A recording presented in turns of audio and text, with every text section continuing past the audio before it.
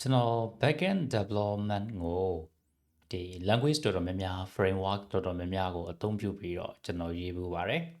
ဒါ Nest.js ဆိုလို့ရှိရင်လည်းကျွန်တော်အရင်ကြိုက်ကြတဲ့ framework တစ်ခုဖြစ်ပါတယ်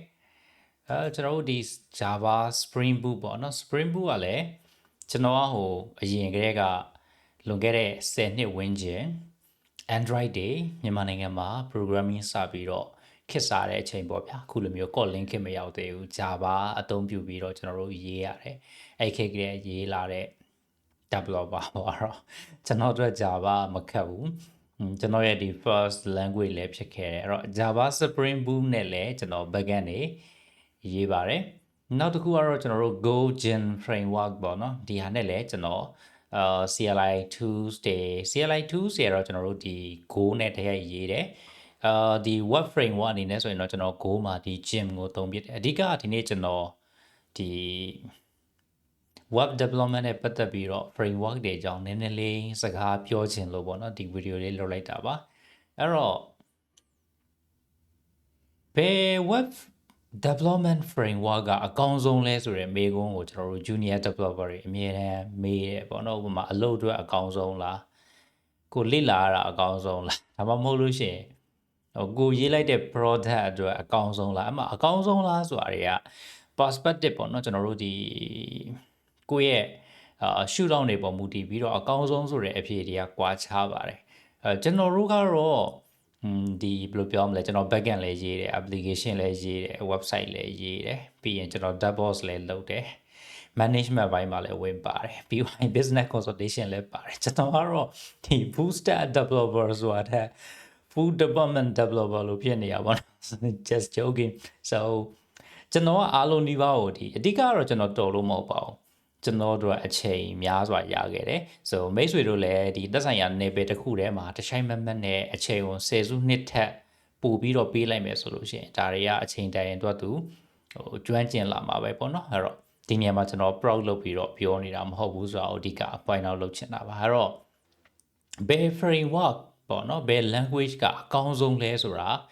ဘယ်တော့ခါမှမရှိပါဘူးတကယ်ကိုကအရန်ကျွမ်းကျင်တဲ့ senior ဖြစ်သွားလို့ရှင်ရဲ့ကိုကဒီဟာတွေအားလုံးကိုဥပမာကိုက backend ရေးတယ်လို့ဆိုရင် backend framework အားလုံးနီးပါးကိုdeep dive မသိလို့ရှင်တော့မှဘယ်လိုပြောမလဲ AI မပါဘဲနဲ့ရေးနိုင်တဲ့ level လောက်တော့လေ့ကျင့်ထားတဲ့နဲ့ပြီးသွားလို့ရှိရင်သူတို့ရဲ့အားသာချက်အားနည်းချက်ဘယ်အချိန်မှာဘယ်ဟာကိုသုံးသင့်တယ်ဆိုတာကိုတော့ကျွန်တော်တို့သိထားတဲ့နဲ့မဟုတ်လို့ရှိရင်ကိုကဘယ်လိုပြောရမလဲ Laravel တခုတည်းသင်ထားတယ်ဆိုလို့ရှိရင် so you know Laravel is always the best ပေါ့နော် so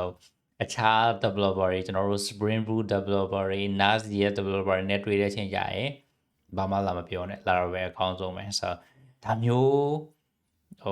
ပြောတဲ့သူဖြစ်သွားဖို့များတယ်ပေါ့နော်ကျွန်တော်တို့လည်းဒါကလေးဘွားတော့ပြောခဲ့ဘူးပါတယ်ဆိုတော့ဒါလေးကတော့အခုချိန်မှာပြန်တွေ့ရလို့ရှိရင်အမှတ်တရပေါ့နော်အဲ့တော့ကျွန်တော်ဖြစ်စေချင်တာကတော့ဒီ backend developer တွေဆိုလို့ရှိရင်လည်းကိုကဒီ framework တွေ language တွေကိုအစွဲမထားနဲ့ကိုကဘယ်လိုပြောရမလဲဒီ level ရောက်သွားလို့ရှိရင် language တွေ change သွားတယ် framework တွေ change သွားတယ်ဆိုတော့ကိုက framework level thinking ရှိတယ်ဆိုလို့ရှိရင်Go နဲ့ရေးမယ်ဆိုရင် Go လို့တွေးလိုက် Nest.js နဲ့ရေးမယ်ဆိုရင် Nest.js လို့တွေးလိုက် so ပုံမှန်လုပ်ဆောင်ချက်တွေကတော့ကျွန်တော်တို့ requirement တွေရှိမယ်ပြီးပါလို့ရှိရင်ကျွန်တော်တို့ database design တွေရှိမယ်ဒါတွေပါပဲတိတ်ပြီးတော့အထူးတွေကြီးမားမားပြောင်းလဲမှုတွေမရှိဘူးပေါ့နော်အဲ့တော့ကျွန်တော်တို့ data ချိန်ပေးပြီးလေ့လာမယ်ဆိုလို့ရှိရင်တိတ်ပြီးတော့အရန်ကြီးခက်ခဲတဲ့အရာတွေတော့မဟုတ်ပါဘူးအဲ့တော့ကျွန်တော်ဆွေးနွေးခြင်းတဲ့အကြောင်းအရာကဥပမာ Go Gym ဆိုလို့ရှိရင်ကျွန်တော်တို့ကဒီ Go Gym ကိုသုံးပြီးတော့ဒီ web development ပေါ့เนาะကျွန်တော်တို့ဒီ backend တစ်ခုလုံး API တစ်ခုလုံးကိုကျွန်တော်တို့ရေးတယ်ဆိုတာရှားပါတယ်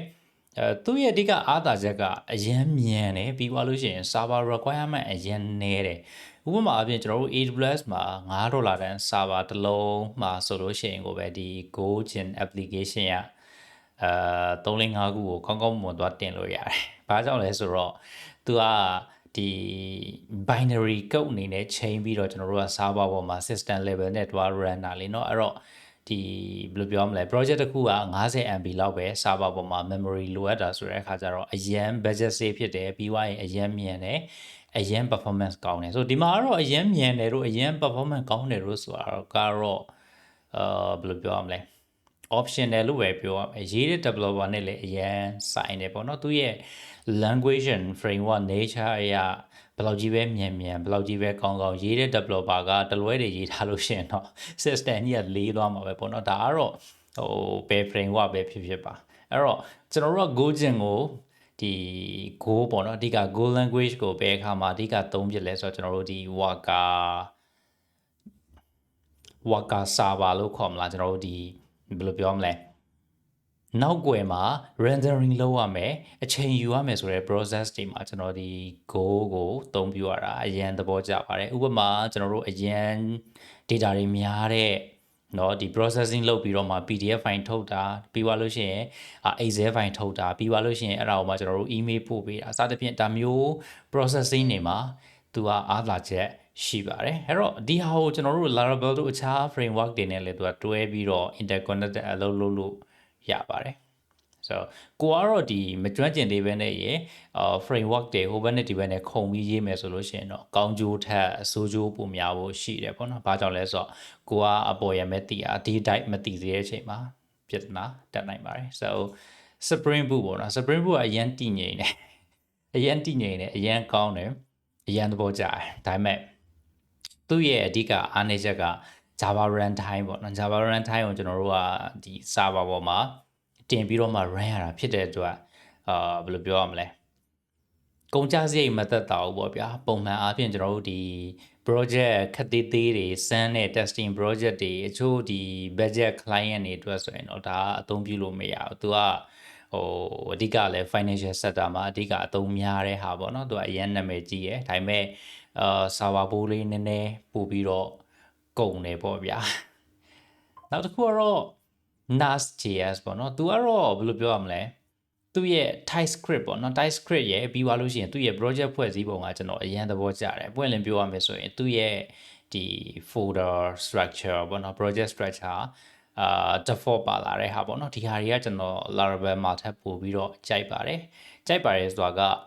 ရေးရတာပို့ပြီးတော့အလုပ်ရှုပ်တယ် code file တွေများတယ်မှန်တယ်ဒါပေမဲ့ဒီဟာကတကယ်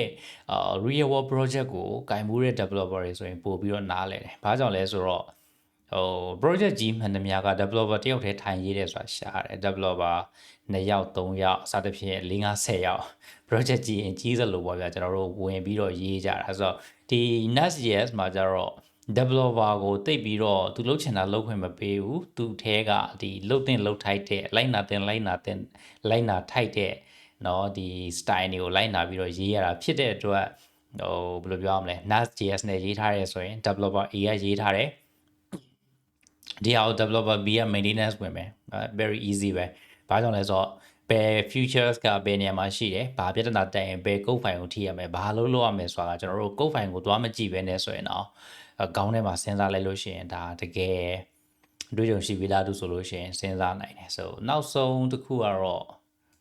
ကျွန်တော်ရဲ့အချစ်တော် Laravel ပဲဖြစ်ပါတယ်ဆို Laravel ကတော့လူတွေကြိုက်ကြတယ်ချို့ကြောင့်လည်း blame ကြတယ်ဘယ်လိုပဲကြိုက်တဲ့လူတွေပဲကြိုက်တယ်ပဲပြောကြမကောင်းဘူးပဲပြောကြကျွန်တော်တို့ညင်းလို့မရတဲ့ဟာတခုတော့ရှိတယ် Laravel ရဲ့ development space ကိုအခြား framework တော်တော်များများကလိုက်ပြီးတော့ရှင်းပြနိုင်ဖို့တော်တော်ခက်ပါတယ်ကျွန်တော်တို့ Laravel နဲ့ development လုပ်ကြတာကအရင်မြန်တယ်သူရဲ့ဒီ development space ကို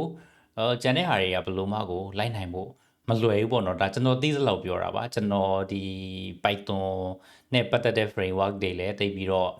မလေ့လာပြဘူးအဲ့ဘက်မှာလည်းကျွန်တော်မရေးပြဘူးပေါ့နော်အဲ့တော့ကျွန်တော်လေ့လာမိစလောက်သိတဲ့ framework တွေထဲမှာဆိုရင် Laravel နဲ့ရေးရတာက project အရင်မြန်တယ်ပြီးတော့လို့ရှိရင်လည်းခုနောက်ပိုင်းမှာသူ့ရဲ့ဒီ processing space ကဘယ်လိုပြောရမလဲအရင်ကြီးလေးကန်နေရဆိုတာမျိုးမရှိတော့ဘူးအများကြီး improve ဖြစ်လာပြီပြီးတော့လို့ရှိရင် server requirement မှာလည်းgoal လောက်မနှဲပေမဲ့Java Spring Boot လောက်လည်းမလိုပြန်ဘူးပေါ့เนาะကျွန်တော်တို့ပုံမှန်အားဖြင့်ဆိုရင် Ahrefs က 7 USD like say တလုံးပေါ်မှာဆိုရင်ကျွန်တော်တို့ဒါ Laravel ကောင်းကောင်းတင်ပြီးတော့စမ်းသပ်လို့ရတယ်အသုံးပြုလို့ဘယ်လိုပြောရမလဲ user အရင်ကြီးမများလို့ရှိရင်ကျွန်တော်တို့ production အောင်တင်ပြီးတော့သုံးလို့ရတယ်ပေါ့เนาะအဲ့တော့သူ့မှာဆိုလို့ရှိရင်ကျွန်တော်တို့ဒီemail ပို့တာတွေပြီးွားရင်အခြား function တွေပေါ့နော် function တွေကကျွန်တော်တို့ဒီ PHP artisan နဲ့ integrated လုပ်ပြီးတော့မှရင် ဘယ်လိုပြောမလဲ development ကိုအရန်မြန်အောင်လုပ်ထားပေးတာကျွန်တော်အရန်သဘောကျတယ် so PHP မှာကျွန်တော်သဘောမကျတာတော့သူရဲ့ဒီ project ဖွဲ့စည်းပုံပေါ့နော်ဖွဲ့စည်းပုံ folder ကကျွန်တော် NAS.js လောက်တိတ်ပြီးတော့သဘောမကျဘူးဒါပေမဲ့ဒီဟာကိုလည်းကျွန်တော်တို့ဒီဘယ်လိုပြောမလဲ customize လုပ်ပြီးတော့ရေးလို့ရတဲ့ဟာတွေတော့ရှိပါတယ်ကျွန်တော်ပြောတာတော့အဓိကသူတို့project create လုပ်လိုက်တဲ့အချိန်မှာ default အနေနဲ့ပါလာတဲ့ဟာကိုပဲအဓိကနိုင်ရှင်ခြင်းဖြစ်ပါတယ်အဲ့တော့ဒီ video ဆုံးသက်ရမယ်ဆိုလို့ရှိရင် Laravel is the best ဖြစ်ပါတယ် just joking ပါ so Laravel ကdevelopment မှာအရန်မြန်ပါတယ်ကျွန်တော်အရန်သဘောကျပါတယ် so ဒီ video မှာကျွန်တော်backend development framework တွေနဲ့ပတ်သက်ပြီးတော့မှရောက်တဲ့အရာပြောသွားခဲ့တာဖြစ်ပါတယ် so ဒီမှာမိတ်ဆွေတို့ရေးနေတဲ့အခြား framework တွေ language တွေရှိလို့ရှိရင်လည်းကျွန်တော်တို့အောက်က comment တွေမှာဝင်ရောက်ဆွေးနွေးခဲ့ဖို့ကိုဖိတ်ခေါ်ပါတယ်ကျွန်တော်တို့ပြောပါပါဗျာတွေ့ကြုံလေးတွေမျှဝေချရအောင်ပါ